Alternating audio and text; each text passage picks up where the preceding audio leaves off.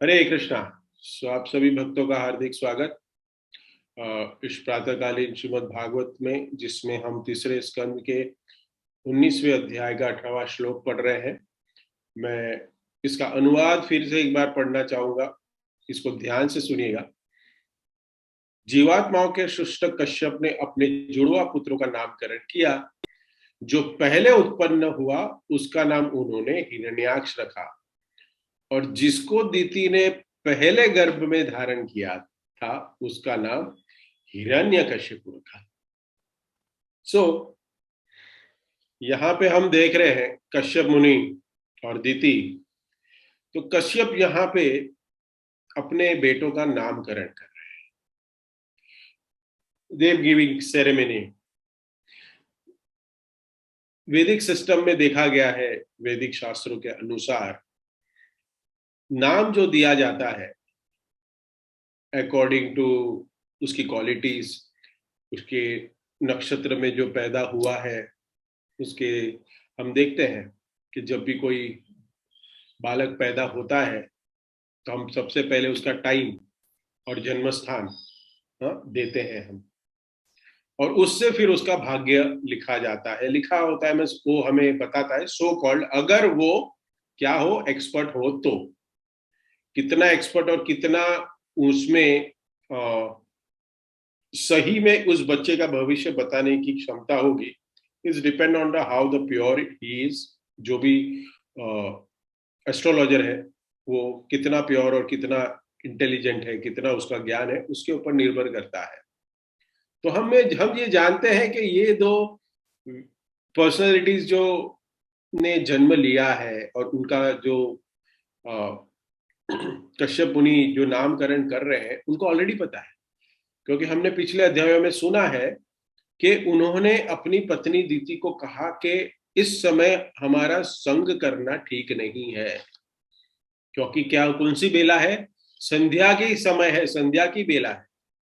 इस संध्या समय हमें इसको वर्जित करना चाहिए, इसको इससे अवॉइड होना चाहिए, हमें इससे दूर रहना चाहिए। तो कश्यप मुनि तो सब कुछ ज्ञाता है, उनको सब पता है कि अगर अपनी पत्नी की इच्छा पूर्ण करने गए तो क्या हो जाएगा, तो ध्वंस हो जाएगा, दो बड़े बड़े असुर जन्म लेंगे, पता है।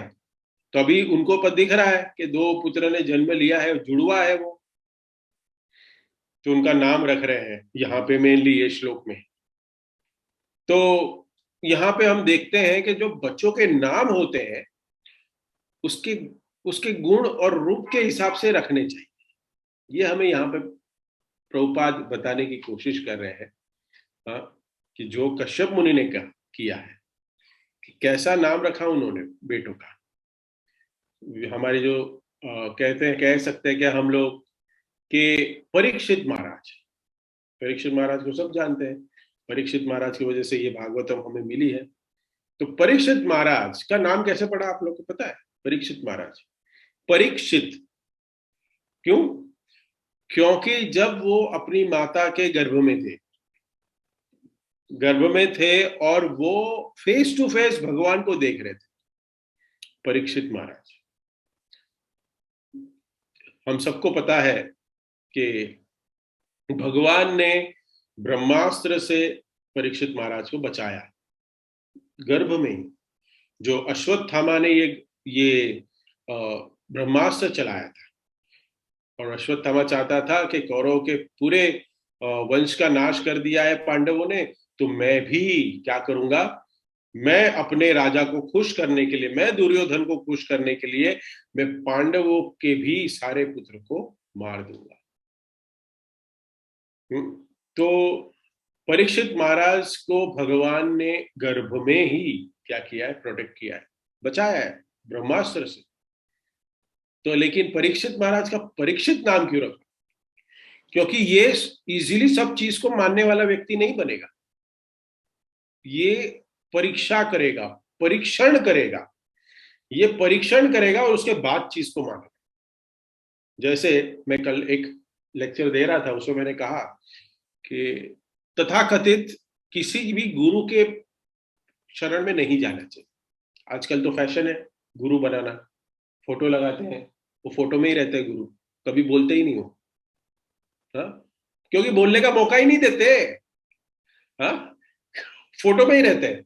हाँ, बोलने का मौका ही नहीं देते, क्योंकि बोलने के लिए जाके मिलना पड़ेगा और पूछना पड़ेगा ना कि is there any instruction for me. लेकिन पता है अगर पूछा तो इंस्ट्रक्शन आएगा और फिर हम कर नहीं पाएंगे। तो ऐसे तथाकथित गुरु को भी पता है कि मेरा शिष्य, इसलिए ना हमारे हिज ग्रेस गुड़ा के शो मैं बचपन में सुनता था। हाँ? लालची गुरु लोभी चेला, लालची गुरु लोभी चेला, नरक में मिले तो ठैलम ठेला। वो बार बार ये बताते थे और मेरे दिमाग में बचपन से मैं सुनते आ रहा हूँ उनका ये लेक्चर में। गुड़ा के शो बहुत अच्छे से बताते हैं कि आजकल यही चल रहा है।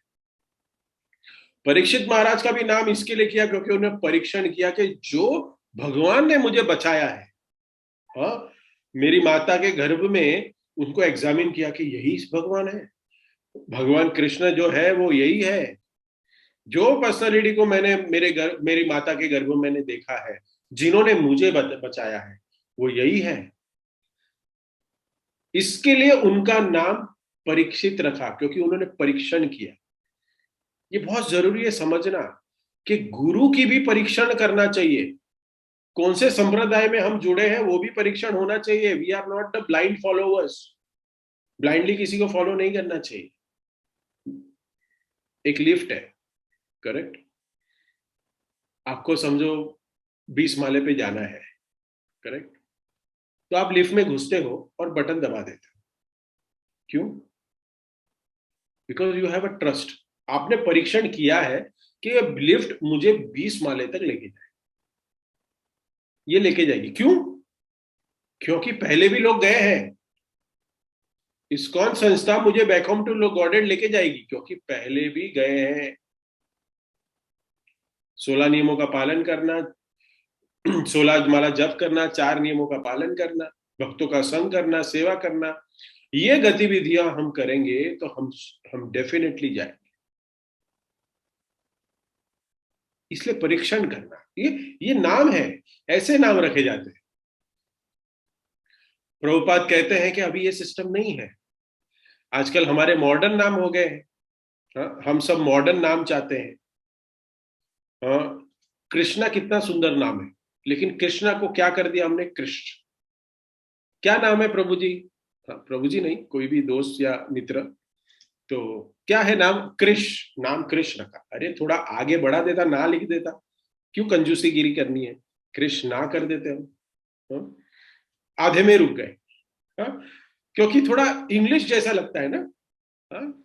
क्योंकि हमको फॉलो करना है यूके को, अमेरिका को, लंदन, ये बाद में कनाडा को, ऑस्ट्रेलिया को, ये सबको फॉलो करना है। हाँ? फिर अगर बच्चे का नाम रख दिया कृष्ण प्रसाद या गिरिराज, ऐसा अगर नाम रख दिया तो बच्चा बड़ा होगा और फिर हमें कोसेगा कि पप्पा हमारा नाम क्या रखा। करेक्ट, इससे डरते हैं लोग। सच में बोल रहा हूं, डरते हैं लोग। पेरेंट्स डरते हैं ऐसा नाम रखने के। अगर रख दिया वासुदेव नाम रख दिया, अरे क्या पुराने जमाने का नाम रखा है। हाँ? कौन बोला था? और ये कहते हैं फिर, अरे ऐसा हो गया। अरे क्यों? क्योंकि हमने ही हमारे बच्चों को संस्कार नहीं दिए। We are the cause of everything. आजकल 2 दिन पहले मैं एक चर्चा कर रहा था कि आजकल बहुत फॉरेन में जाके स्टडी करने का फायदा है। और उसके बारे में एक एक बहुत ही एक्सपर्ट व्यक्ति बता रहा था कि इसका इफेक्ट इंडिया में 30 साल के बाद आएगा, आफ्टर 30 years। क्योंकि सबको फॉरेन जाके पढ़ाई करनी है, क्योंकि करोड़ों में खर्चा होता है, तो नौकरी भी तो वहीं करेगा ना। यहाँ के लाखों में कमाएगा तो बाप की लोन कैसे रिपे करेगा? नहीं कर सकता। तो हमें ये समझना चाहिए कि यहाँ पे जो कश्यप मुनि प्रभुपाद कह रहे हैं कि नाम अकॉर्डिंग टू द उनके नक्षत्र के हिसाब से। अभी हम क्या करते हैं मालूम है? नक्षत्र के हिसाब से उसका हम अक्षर देख लेते हैं। अरे लेकिन अक्षर से भी अगर नाम रख दिया ना तो भी बहुत अच्छी बात है। और वो भी कृष्ण के नाम या कोई भक्ति के नाम या कोई कृष्ण के सहस्त्र नाम है, उसमें से एक नाम रख दे। आजकल देखा गया है, अभी हमारे एक भक्त के वहां बच्चा हुआ, उसका नाम उन्होंने परीक्षित रखा, तो बहुत अच्छा लगा। नहीं तो आजकल बच्चा होगा नहीं होगा उसके बाद में की बात है, लेकिन parents they spend time on searching the name. एक फीमेल हुई तो ये नाम रखेंगे, मेल हुआ तो ये नाम रखे। पहले के जमाने में कौन रखता था नाम, पता है आप? चैट में लिख के भेज सकते हैं। हमारे में तो बुआ रखती है नाम, बुआ रखती है नाम। हाँ, लेकिन आजकल क्या हो गया है, वो हस्बैंड वाइफ बुआ को बोलेंगे नाम कि आपको यही बोलना है, आपको नाम सिलेक्ट नहीं करना है, हमने ऑलरेडी सिलेक्ट कर लिया है। You have to just tell, आपको सिर्फ बोलना है। आप हम जब उसको झूले में रखेंगे तब आपको ये नाम बोलना है। You don't think, you just come, have Prasad and go, like that. बहुत जरूरी है समझना शास्त्रों को। तो यहाँ पे कश्यप मुनि को पता था, कश्यप मुनि को 100% पता था कि ये जो दो बच्चे मेरे पैदा हुए हैं, ये मेरा नाम खराब करेंगे, ये मेरा नाम खराब करेंगे। कि ये जो डीमन है, डीमन बहुत बड़े डीमन। तो इसके लिए उनका नाम है ना बहुत परफेक्ट लगा, बहुत परफेक्टली रखा एक्टली, हिरण्याक्ष और हिरण्यकशिपु, दोनों का नाम। तो प्रभुपाद कहते हैं कि हिरण्य मतलब क्या? हिरण्य मतलब गोल्ड, कश्यपु मतलब सॉफ्ट बेड, अक्ष मीन्स आइस। सो हिरण्याक्ष मतलब जिनकी आंखें हमेशा उसकी मटेरियल एंजॉयमेंट, इस संसार को भोगने में लगी हुई है, जिसकी आंखें।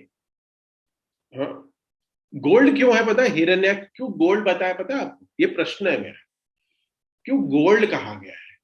हाँ, एंड में मुझे पूछ लेना, आपसे जानूंगा मैं कि क्या है हिरन, ये गोल्ड क्यों दिया है।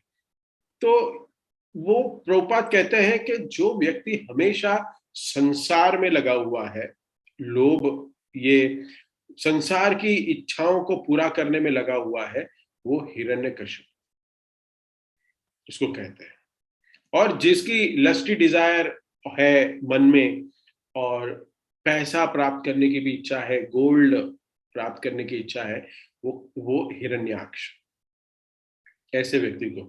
तो इस प्रकार से कश्यप मुनि ने अपने दोनों बेटों का नाम रखा हिरण्यकशिपु और हिरण्याक्ष, उनकी क्वालिटीज के हिसाब से, क्वालिटीज। तो ये नॉलेज बहुत ही परफेक्ट है। यहाँ पे हमें दिखता है कि ये तो शास्त्र है, ये क्या है, ये श्रीमद् भागवतम है, और इसमें क्या हमें ज्ञान दे रहे हैं ये श्लोक में? नामकरण किया, हाँ किया होगा, लेकिन यहाँ भागवतम में ये जो वैदिक ग्रंथ है हमारे, ये जो ज्ञान जो है, ये जो ज्ञान है, वो हमारे साइंटिस्ट लोग जो है ना, जिसमें यहाँ दिया दिया गया है, क्या ले दिया गया है? पिंड सिद्धि नामक प्रामाणिक वैदिक ग्रंथ में गर्भावस्था का बहुत ही सुंदर वैज्ञानिक वर्णन मिलता है। So it's already there in our scriptures, already है। हाँ, लेकिन समय जाने के बाद, समय जाने के बाद ये जो हमारा साइंटिफिक नॉलेज है, हमारा जो विज्ञान है, जो आज हम सो कॉल्ड कहते हैं कि हम आगे की तरफ बढ़ रहे हैं, विज्ञान ने बहुत प्रगति कर ली है, वो जब आगे आगे प्रगति कर रहा है, तो वो तब जानते हैं कि जो भी इन्होंने शोध की है, इन्होंने जो भी तरीके से, तब उनको धीरे धीरे पता चलता है कि ये तो ऑलरेडी हमारे शास्त्र में दिया गया है, लेकिन वो शास्त्र पढ़ते नहीं है, ये ऑलरेडी दिया गया है। जैसे हम देखें कि उदाहरण के लिए, कि हमारा एक सुंदर ब्रह्मा जी ने भगवान की स्तुति में ब्रह्म संहिता गाई, उसमें से एक श्लोक है, यक्षुरेश सविता शकल ग्रहाण राजा समस्त सुर मूर्ति सुते, सुतेज गोविंद मैं भूल गया, गोविंदमादि पुरुषम तमहम भजामि, उसके बीच में एक लाइन है।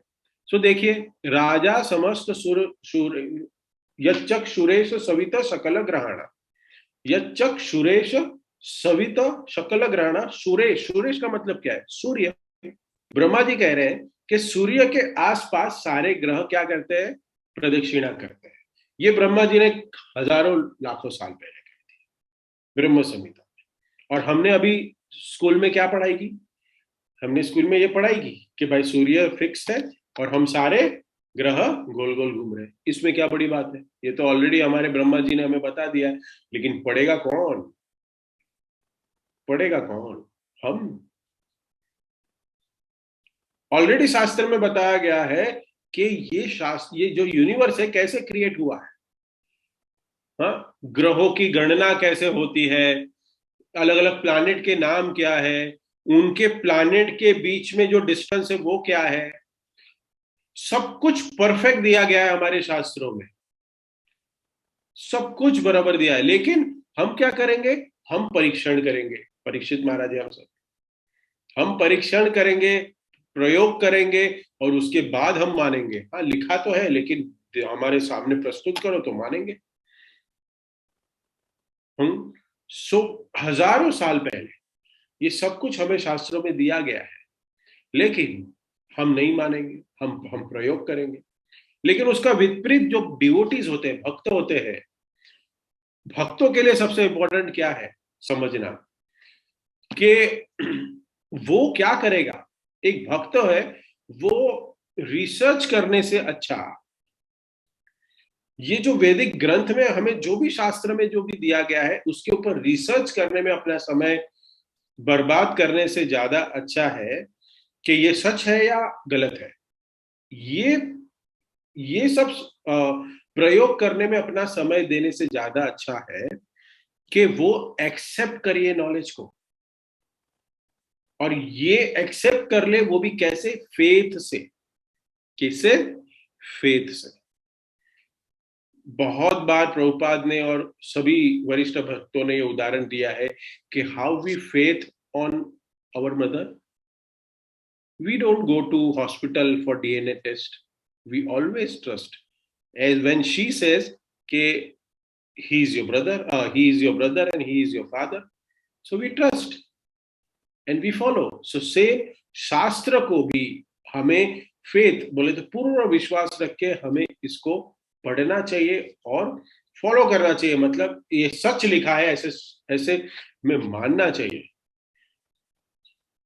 कि प्रभुपाद कहते हैं कि जो विश्वास है ना, ये ग्रंथों के ऊपर विश्वास है, ये उतना ही इंपॉर्टेंट है एक भक्त के लिए भक्ति में अग्रसर होने के लिए। क्योंकि बहुत बार देखते हैं हम लोग, भागवतम जब हम पढ़ते हैं तभी बहुत सारी चीज है ना, ऐसे ऊपर से चली जाती है, रुकती नहीं है, सब ऊपर से चली जाती है। और ये कैसे पॉसिबल है बताइए? कैसे पॉसिबल? जैसे ब्रह्मा जी, ब्रह्मा जी देख रहे हैं कि ये भगवान ऊपर से नीचे आए हैं और ये ग्वाल बाल के मुंह का जूठा खा रहे हैं। हाँ, मधुमंगल ने छाछ पिया और मुंह में ऐसे रखी और भगवान ने ऐसे मारा, और वहां से सीधा भगवान ने डायरेक्ट मधुमंगल के मुंह से सीधा मुंह पे डाल दिया। ये भगवान नहीं हो सकते। ब्रह्मा जी सोचे कि भगवान भी तीन नियमों के अधीन है, उनको भी तमोगुण और रजोगुण ने जकड़ लिया है यहाँ आने के बाद। तो ब्रह्मा जी ने सोचा नहीं, ये मेरे भगवान नहीं हो सकते, ये हमारे भगवान नहीं हो सकते। और फिर ब्रह्मा जी क्या कहते हैं? विश्वास नहीं था देखने के लिए। फिर ब्रह्मा जी ने क्या किया? हम सब जानते हैं ब्रह्म विमोहन लीला में उन्होंने प्रयोग किया। वो प्रयोग है एक, वो अपना प्रयोग किया ब्रह्मा जी ने कि चलो देखते हैं कि ये कर पाते हैं कि मैं सारे बछड़ों को और सारे ग्वाल बालों को छुपा देता हूं। अगर ये भगवान नारायण है, ये हमारे भगवान श्री कृष्ण है, तो देखते हैं क्या लीला करते हैं। एक साल तक किसी को नहीं पता चला ना, किसी को नहीं पता चला कि ये हमारे बछड़े हैं या हमारे बेटे हैं। नहीं, सब कुछ जैसा था वैसा, नो चेंजेस, पूरा कॉपी पेस्ट, पूरा कॉपी पेस्ट प्रयोग किया, क्योंकि ब्रह्मा जी को विश्वास नहीं हुआ। तो ये कथा से हमें पता चलता है कि विश्वास रखना चाहिए भगवान पे। ये वैदिक जो नॉलेज है उसके ऊपर विश्वास रखना इम्पोर्टेंट है। प्रभुपाद एग्जाम्पल देते हैं कि अगर हम जैसे हम शेविंग करने जाते हैं बार्बर के पास, करेक्ट, तो वो रेडी होता है, ब्लेड लेके अपनी गर्दन पे रखता है हमारे, हाँ, गर्दन पे रखने के लिए रेडी होता है शेविंग रेजर के साथ।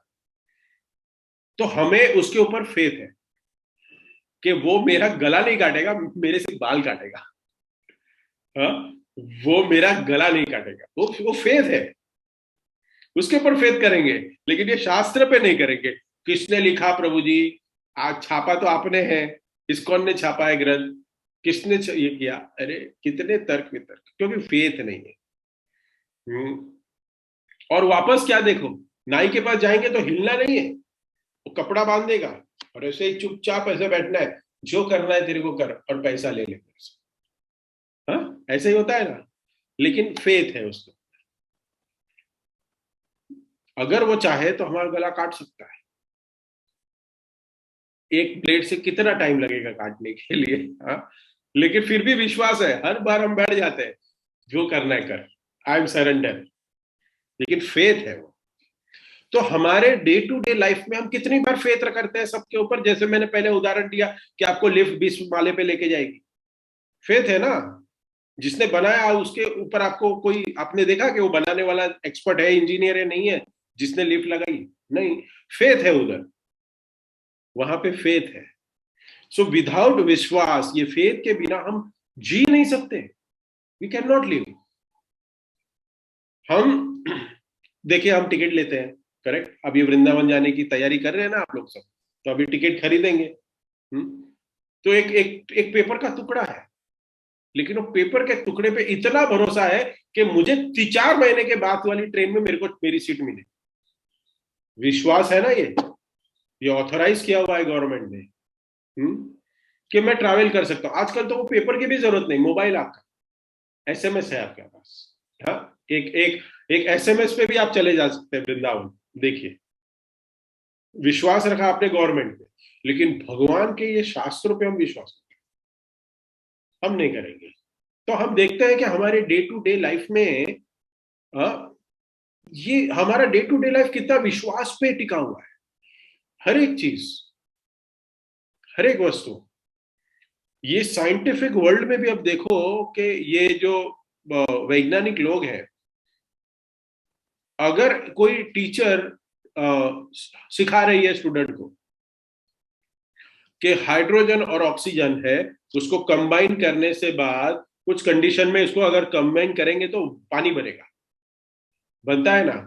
तो अगर मैं कहूं कि भाई मैं नहीं बिलीव करता, ये मुझे पढ़ा है लेकिन मैं नहीं, हवा और इसको हाइड्रोजन और ऑक्सीजन को मिलाओगे तो पानी बनेगा, वाह वाह वाह, ऐसे कैसे होगा। ये कोई कंडीशन में अगर मैं मिक्स करूंगा तो पानी बन जाएगा, नहीं नहीं, मैं नहीं मानता, मैं नहीं मानूंगा। लेकिन लेकिन लेकिन देखिए, देश को और उस व्यक्ति को नहीं फर्क पड़ता कि अगर मैं मानूं या ना मानूं, लेकिन मेरे पास वो भी इंडिपेंडेंस है कि मैं वो प्रयोग करके जानूं तो सही कि सच में ऐसा होने वाला है क्या नहीं हो रहा है। लेकिन अगर हम फेथ रखेंगे कि हाँ चलो हो सकता है, और अगर ऑक्सीजन और हाइड्रोजन को मैंने लेके पानी बना लिया तो मेरा क्या हो जाएगा, नहीं नहीं, टीचर ने जो बोला वो सही है, तो प्रयोग करना पड़ेगा, करना पड़ेगा। उसको कहते हैं फेथ। किया आपने, फेथ को फॉर्म किया, तो हमारे भक्ति में प्रोसेस, इस शास्त्रों पे फेथ रखने के लिए हमें क्या करना है, प्रभुपाद ने प्रोसेस दी, क्या करना पड़ेगा। चलो दूसरा प्रश्न, सेकंड क्वेश्चन, क्या करना पड़ेगा। तो हम ये एक्सपेरिमेंट करने से हम देख सकते हैं कि पानी बन गया, तो ये एक्सपेरिमेंट करने के बाद हम ये शास्त्रों को जान सकते हैं। सो ये जो शास्त्र के जो ज्ञान है ना, इसको एक्सेप्ट करना पड़ेगा, क्योंकि देखो यहाँ पे क्लियरली बता रहे हैं कि यहाँ पे कौन सा ज्ञान मिल रहा है। प्रभुपाद तात्पर्य में लिख रहे हैं गायनेकोलॉजिस्ट, हाँ, ज्ञान मिल रहा है यहाँ पे, और ये ऑलरेडी दिया गया है। ये शास्त्र कितने हजारों साल पहले बना है, ऑलरेडी दिया गया है। सो क्योंकि भगवत गीता में भी हम जानते हैं कि भगवत गीता में भी अगर हम देखें कि भगवान श्री कृष्ण को कृष्ण न, भगवान श्री कृष्ण को परमेश्वर न मान के अगर हम भगवत गीता पढ़े तो क्या होगा? It's just a reading, it's just a reading, it's not a devotion practice. अगर सिर्फ पढ़ रहे हैं, क्योंकि बहुत सारे लोग भगवत गीता पढ़ते हैं ना, लेकिन वो भगवत गीता में से क्या जानने की कोशिश करते हैं? जानने की कोशिश करते हैं कि मैं अच्छा बिजनेसमैन कैसे बनूं। क्योंकि भगवत गीता एक अच्छा भक्त के साथ साथ एक अच्छा बिजनेसमैन, एक अच्छा पॉलिटिक्स भी बनाने का ज्ञान देती है। कैसे डील करना है आपको क्रिटिकल सिचुएशन में, आपके बिजनेस हैंडल करने के लिए या अपनी प्रजा को हैंडल करने के लिए ज्ञान देती है।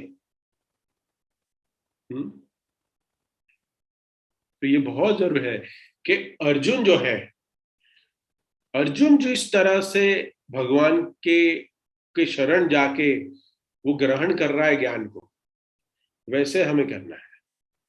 परम ज्ञानम, कि अर्जुन की अंडरस्टैंडिंग, अर्जुन जो हिसाब से सरेंडर होके ज्ञान को अर्जित कर रहा है, उसी भाव से हमें करना पड़ेगा। तो प्रभुपाद कह रहे हैं कि हमें स्टार्ट में फेथ नहीं होगा, शास्त्रों में नहीं होगा, समझिए। हाँ, हमें फेथ तो नहीं होगा, लेकिन एटलीस्ट हम थियोरेटिकल फेथ तो रखें कि हाँ, Krishna is a supreme personality of godhead. अगर ऐसे भी करके हम शास्त्रों को पढ़ते हैं ना, तो धीरे धीरे धीरे हमारी निष्ठा बढ़ेगी और विश्वास बढ़ेगा। तो ये जो वैदिक ज्ञान है, इस वेदा, अलग अलग वेदों में, शास्त्रों में जो दिया है, वो बहुत ही गुह्य है और कंप्लीट है, पूरा कंप्लीट। हमें कुछ करने की जरूरत नहीं, एवरीथिंग इज डन। देखिए, किसी ने एक मशीन बनाई है, एक मशीन किसी ने बनाई है और उसके साथ वो मैनुअल बनाता है, करेक्ट? तो उस मैनुअल बनाने वाले, उस मशीन बनाने वाले को सब कुछ पता है ना उसने क्या किया, कि आप और मेरे को बताए, बताइए किसको पता है? चैट में लिख के भेज सकते हैं कि उस व्यक्ति को पता है या हम दोनों को पता है? हम लोगों को पता है। उस व्यक्ति जिसने मैन्युफैक्चर किया उसको पता होगा। तो भगवान ने इस सृष्टि का निर्माण किया है, भगवान कण कण में विराजमान है, भगवान को सब कुछ पता है, सब कुछ पता है। इसलिए भगवान यहां कह रहे हैं, इसमें प्रभुपाद कह रहे हैं इस श्लोक में, पिंड सिद्धि नामक प्रामाणिक वैदिक ग्रंथ में ये प्रेगनेंसी का जो पिंड सिद्धि नामक ये प्रेगनेंसी का दिया हुआ एक ग्रंथ है, जिसमें प्रेगनेंसी कैसे होती है, क्या प्रोसेस है इसका, दिया गया है इसमें। तो यहाँ पे क्या बताया, क्या बता रहे हैं कि यहाँ बता रहे हैं कि जो एक पुरुष का जो वीर्य है वो माता के गर्भाशय में, स्त्री के गर्भाशय में जाता है, तो वहां पे अगर 2 ड्रॉप में जाता है तो क्या होता है? 2 ड्रॉप में अगर जाता है, अलग अलग 2 ड्रॉप में, तो माता के, स्त्री के गर्भाशय में ट्विंस उत्पन्न होते हैं। ट्विंस बहुत जनरली देखते हैं कि बहुत रेयरली ट्विंस का बर्थ होता है। जनरली एक ही चाइल्ड बॉर्न होता है, देखा गया है, but it's very rare case. Very rare case में देखा गया रेशियो है 10,000 में एक, जिसको जिसको ट्विंस होते हैं। तो ये ट्विंस कैसे पैदा होते हैं, इसका ज्ञान हमारे शास्त्र में ऑलरेडी दिया गया, ऑलरेडी दिया गया, ये साइंस ऑलरेडी यहां पे है, और ये प्रभुपाद को है ज्ञान। प्रभुपाद ने तात्पर्य में लिखा ये, और देखिए ये श्लोक का कितना डिटेल में, मैं ये पढ़ रहा था तब देखा, इसलिए मैंने आपको अनुवाद भी ध्यान से पढ़ने के लिए कहा, क्योंकि पुत्रों का नामकरण किया, जो पहले उत्पन्न हुआ उसका नाम उन्होंने हिरण्याक्ष रखा। आगे अनुवाद क्या होना चाहिए था? तो दूसरे का नाम क्या रखा? दूसरे का नाम क्या रखा? हिरण्यकश्यपु रखा, ऐसा होना चाहिए। लेकिन अनुवाद आप देखिए बुक में क्या लिखा है, जिसको दीति ने पहले गर्भ में धारण किया। कंफ्यूज किया ना? दीति ने पहले गर्भ में धारण किया, उसका नाम हिरण्यकश्यपु रखा। तो ये क्यों बताना चाह रहे हैं? ये क्यों बताना चाह रहे हैं? क्योंकि हमारा शास्त्र के पास ऑलरेडी ये विज्ञान है। अगर अगर स्त्री के गर्भाशय में अगर सीमन जाता है पहले और उसके बाद दूसरा बूंद जाती है, तो पहले क्या इसमें बता देंगे कि जो फर्टिलाइजेशन होता है वो किसका होता है, जो पहले गया उसका होता है। और सेकेंड, दूसरी बार थोड़े समय के बाद सेकेंड बूंद का होता है फर्टिलाइजेशन। तो ये जब मैं कल पढ़ रहा था ना, मेरे ध्यान में एक बहुत सुंदर उदाहरण आया। इसको देखिए कैसे होता है। हम मंदिर में है ना, लेक्चर सुनने बैठते हैं, बैठे हैं सब लोग लेक्चर सुनने। जो सबसे पहले लेक्चर सुनने आएगा वो आगे बैठेगा स्पीकर के पास, क्योंकि बोलेंगे आगे आगे बैठो, चलो सब लोग आगे बैठो। तो जो ऑन टाइम आएगा, जो सबसे पहला होगा, वो आगे बैठेगा, करेक्ट। लेकिन जो लेट आएगा वो कहां रहेगा, पीछे। और फिर बाद में आपको कहा गया प्रसादम की लाइन में लगो, तो आपका नंबर कैसा आएगा बताइए। प्रसादम की लाइन में अगर खड़े रहना है तो जो पीछे से लोग आए होंगे वो लाइन में पहले खड़े हो जाएंगे, उनको पहले प्रसाद मिलेगा। और जो अच्छा भक्त है, जो पहले आया हुआ है, करेक्ट, जो पहले आया हुआ है और अच्छे से स्पीकर के सामने बैठ के ना नींद लिए हुए सुन रहा है, उसको एंड में प्रसाद मिलेगा। करेक्ट, देखा गया। तो यही है यहां पे भी, हाँ, प्रैक्टिकल नॉलेज, प्रैक्टिकल समझो इसको। कि कैसे माता के गर्भ में ये प्लेस हुए हैं हिरण्याक्ष और हिरण्यकशिपु। जो पहले प्लेस हुआ वो बड़ा है, जो पहले प्लेस हुआ बड़ा है, लेकिन वो मटेरियल वर्ल्ड में छोटा हो गया। हाँ, इसके लिए देखा गया है, आपका भी एक्सपीरियंस होगा, ये कल मुझे पता चला कि जब भी देखो कोई ट्विंस को, कोई भी ट्विंस को आप देखो, तो जो छोटा होता है ना वो बड़ा होता है, दिखता बड़ा है वो। ये एक्सपीरियंस मैंने लिया हुआ है कि जो भी छोटा और दिखता है, माता को पूछो उनकी कि इन दोनों में से बड़ा कौन है और छोटा कौन है, वो बताएगी ये छोटा है ये बड़ा है, ये 2 मिनट पहले आया ये 2 मिनट बाद आया। लेकिन जो बाद में आया है ना वो बड़ा दिखता है, हाइट में, चेहरे में वो बड़ा दिखता है। क्यों? क्योंकि शास्त्र यहां कह रहा है क्योंकि वो एक्चुअली बड़ा है, लेकिन वो अंदर घुस गया है ना। लेकिन एंट्रेंस में वो बाहर, जब माता के गर्भाशय से बाहर आता है तब छोटा वाला पहले बाहर आता है। लेकिन यहां मटेरियल में उसको हम बोलते हैं कि ये 2 मिनट बड़ा है, ये 2 मिनट बड़ा है। ये ज्ञान है। देखो, ये ज्ञान हमें शास्त्र बता रहा है, कोई दूसरे कॉलेज में जाके भी नहीं मिलेगा।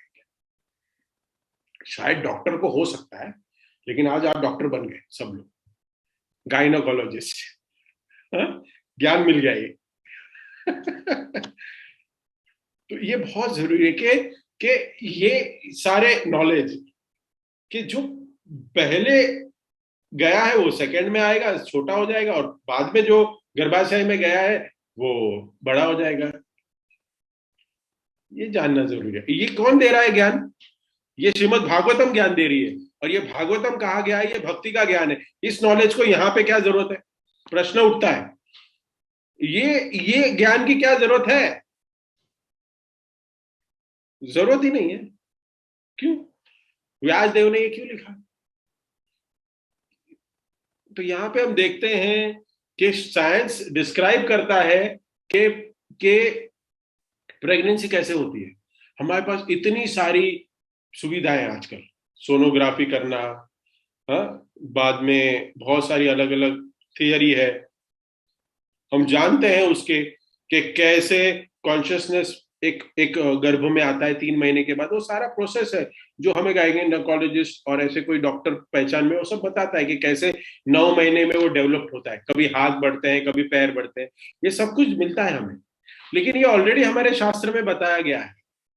अभी हमें ये सब जानने के लिए मशीन की जरूरत पड़ी। इतने सालों पहले, इतने हजारों साल पहले कोई मशीन थी, फिर भी हमें वेदों में सब ज्ञान मिलता है। ये स्कैनिंग बीनिंग कुछ नहीं था तभी, कोई नहीं। लेकिन अगर ये स्कैनिंग बीनिंग से अगर प्रमाणित नहीं किया होता तो हम वेदों में पढ़ा हुआ है, अरे ये तो स्टोरी है, ये सच है। लेकिन ये फाइनली सच हुआ कि नहीं, ये प्रोसेस है।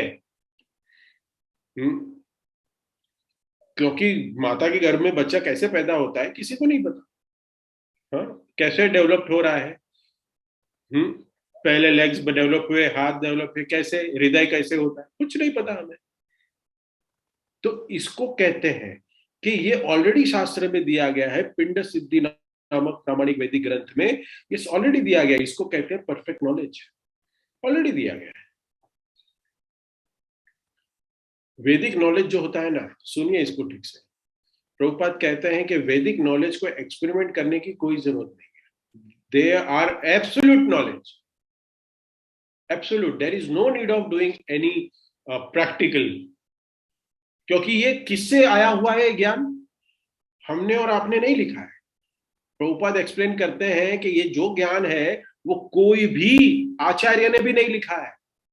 ये सारा ज्ञान ब्रह्मा जी के हृदय में किसने दिया डायरेक्टली, भगवान श्री कृष्ण ने दिया, डायरेक्टली दिया है। ये सबने कंपाइल किया है, हमारे आचार्यों ने उसको कंपाइल किया है, बट ये ज्ञान ऑलरेडी भगवान ने ब्रह्मा जी को दिया हुआ ज्ञान है। और वो हमें कंपाइलेशन में, हमें व्यास देव के माध्यम से हमें इस ज्ञान को हमने लिपिबद्ध किया है। इसको we can say like that. पहले हम देखते हैं कि ये शास्त्रों में बहुत सारे उदाहरण है जिसको हमने प्रैक्टिकली हमने उसको प्रयोग किया, उसके बाद में हमने इसको एक्सेप्ट किया। जैसे काउ डंग, हाँ, अगर हमारे पहले घर में, गांव में, घर में क्या लिपते थे, एशियन पेंट की डिजाइनर वॉल बनाते थे, वॉलपेपर लगाते थे? नहीं, हम लोग क्या करते थे, हम लोग लगाते थे काउ डंग। नीचे विट्रीफाइड टाइल्स या मार्बल और granite from imported from the Italy. आजकल हम बताते हैं अरे बहुत अच्छी टाइल्स है, yes it's a vitrified import from the Italy, ऐसा बोलते हैं। इंपोर्ट फ्रॉम द इटली बोलने की जरूरत पड़ती है, नहीं तो उनके पैसे कम हो जाते हैं। हाँ, ये गर्व होता है व्यक्ति को बोलने में, लेकिन उससे बीमारी आती है। और फिर लेकिन गोबर लगाओ घर में टाइल्स के फ्लोर पे, तो क्या होगा, बीमारी जाएगी। ये साइंटिफिकली प्रूव नहीं हुआ था, अभी साइंटिफिकली प्रूव हो गया। Best flooring, it is stated by the scientist. एक हफ्ते पहले ही मैं पढ़ रहा था, उसमें साइंटिस्टों ने the best food for human being declare किया। आपको पता है कौन सा? पिज्जा और pasta. Best food for the human being, pizza and pasta declare किया। लगता है आपको सही है? नहीं, they have declared dal and rice is the best food for human beings in this material world। इस पूरी दुनिया में दाल और राइस सबसे बेस्ट फूड है अपने शरीर के लिए। अगर कोई ये चीज खाता है, दाल और राइस से जीता है, तो उसको कोई बीमारी नहीं आएगी। ये मैं नहीं कह रहा हूं, ये कह रहे हैं शास्त्रज्ञ, सारे सारे साइंटिस्ट कह रहे हैं। अभी गए हफ्ते ये न्यूज आई है, बताइए। जबकि हम ऑलरेडी कर रहे थे, हमारे पास तो दाल राइस ही था ना, हमारे पास पिज्जा पास्ता था नहीं था। लेकिन हम वहां गए और हमने वहां देखा पिज्जा पास्ता, तो हम उसको खाने लग गए। तो हमें देखना है कि जो भी ज्ञान हमें ये मिल रहा है, यहाँ पे हमें लग रहा है कि भक्ति के लिए ज्ञान क्या जरूरी है। प्रभुपाद ये क्यों बता रहे, कौन पहले गया कौन बाहर आया, अरे क्या करना है, डीमन ही है इन लोग, हाँ, राक्षस ही है इन लोग। लेकिन नॉलेज की जरूरत है, क्योंकि हम इस द्वंद्वों में फंसे हुए हैं। हम सारे गृहस्थ हैं और हम कह सकते हैं कि हम दो लाइफ जीते हैं, एक भक्त की और एक मटेरियल वर्ल्ड में हम एक व्यक्ति की भी लाइफ जीते हैं। तो यहाँ भागवतम में हमें ये ज्ञान मिल रहा है कि जो वैदिक ज्ञान जो है सब कुछ मिला हुआ है यहाँ पे। और हमें क्यों ये मटेरियल नॉलेज इस ग्रंथ में मिलता है? स्पिरिचुअल नॉलेज तो है, लेकिन ग्रंथ में मटेरियल नॉलेज भी है। यहाँ पे एस्ट्रोलॉजी भी मिलेगी आपको और एस्ट्रोनॉमी भी मिलेगी, क्योंकि हमारी जो लाइफ है ना वो टू है, टू फोल्ड एग्जिस्टेंस कहते हैं। प्रभुपाद हमेशा कहते थे कि we are in a two fold existence. Prabhupada ये वर्ड यूज करते थे कि हम स्पिरिचुअल वर्ल्ड में है, अगर हम स्पिरिचुअल वर्ल्ड में, तो वहां पे सिर्फ spiritual, only one fold existence. लेकिन यहाँ पे हम, हमारी जो लाइफ है ना, उसमें दो वस्तुएं हैं, एक तो शरीर है जिसको हम अलग तरीके से ट्रीट करते हैं, और एक तो सोल है हमारा, आत्मा है हमारी, इसको अलग तरीके से ट्रीट करना है।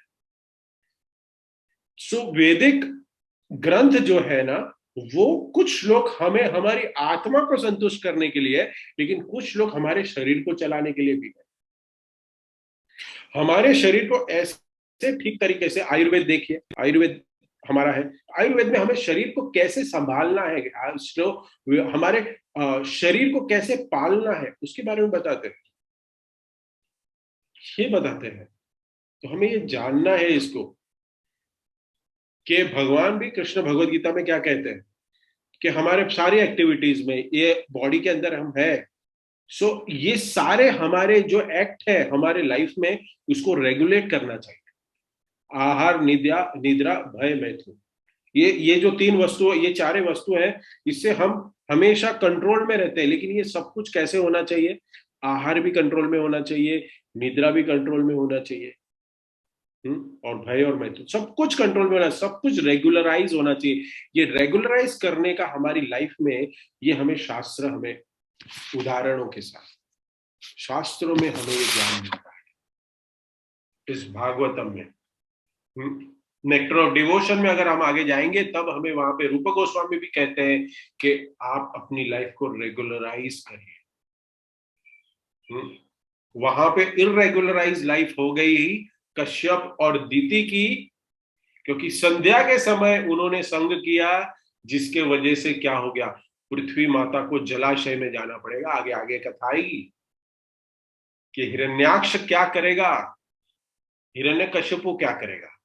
The one wrong act, but this wrong act was the desire of Lord Krishna, was desire of the Lord Krishna।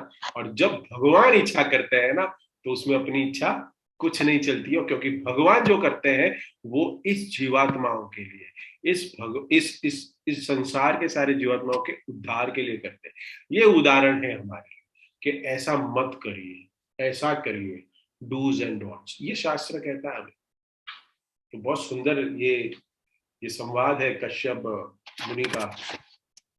पहले भी हमने देखा कि दीति को कैसे कहा कि मत, नहीं कर सकते, नहीं कर सकते, प्रॉब्लम हो जाएगा।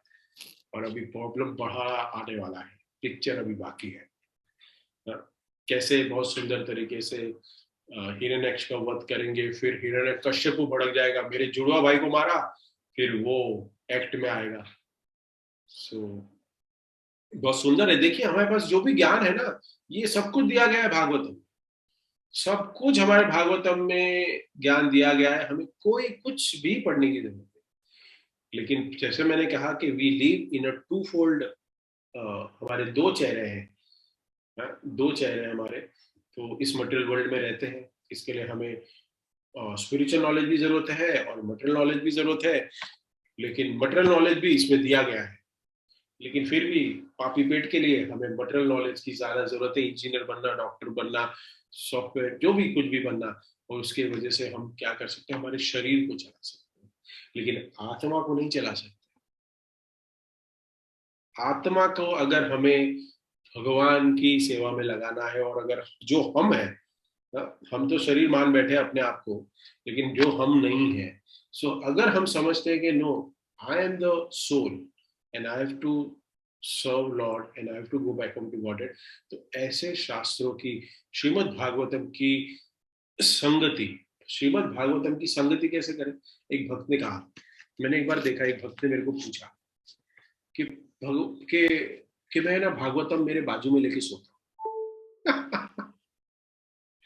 ऐसी प्रैक्टिस है, अच्छा है, ये अच्छा होता है, लेकिन उससे ज्यादा अच्छा है क्या, कि हम उसको पढ़े।